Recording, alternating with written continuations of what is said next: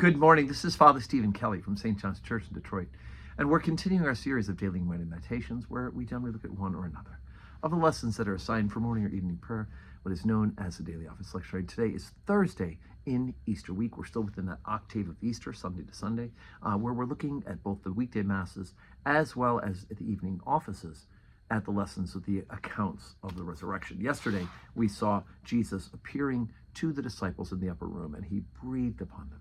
He gave them the gift of the Holy Ghost for the retention of the sins and, more importantly, for the forgiveness of sins. So we left off at verse number 23. Let's pick up at chapter 20, verse 24. But Thomas, one of the 12, called Didymus, was not with them when Jesus came. The other disciples therefore said unto him, We have seen the Lord. But he said unto them, Except I shall see the hands, the print of the nails, and put my finger into the print of the nails, and thrust my hands into his side, I will not believe. And after 8 days again, his disciples were with him, and Thomas with them. Then came Jesus, the doors being shut, and stood in the midst, and said, Peace be unto you. Then saith he to Thomas, Reach hither thy finger, and behold my hands, and reach hither thy hand, and thrust into my side. Be not faithless, but believing. And Thomas answered and said unto him, My Lord and my God. Jesus saith unto him, Thomas, because thou hast seen me, thou hast believed. Blessed are they who have not seen, and yet have believed.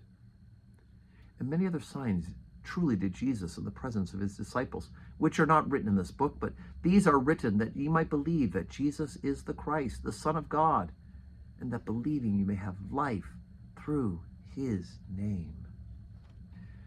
All right, poor old doubting Thomas, right? That's the nickname he's gotten, right? He can't believe the word of his friends, right? All these people he spent 3 years with, and he doubts that when they say we've seen the Lord, he says, look, I need harder proof, right? I need to put my hand in his hands. I need to touch the hands, the nails. I need to touch his side, or I won't believe. And when Jesus appears a week later, 8 days later, Jesus offers his hands and his side. Just go ahead, Thomas, touch. Go. And there's nothing in the scriptures that says he actually did touch.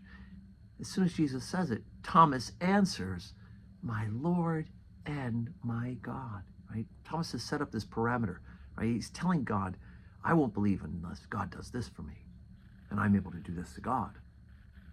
But just seeing Jesus was enough. Jesus offers him those things, but just seeing Jesus is enough.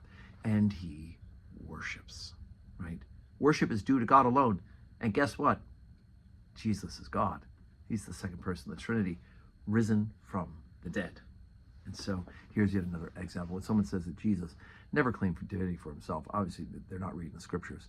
But here's another point where Jesus receives his worship and reminds him that those who don't see but who do believe are truly blessed.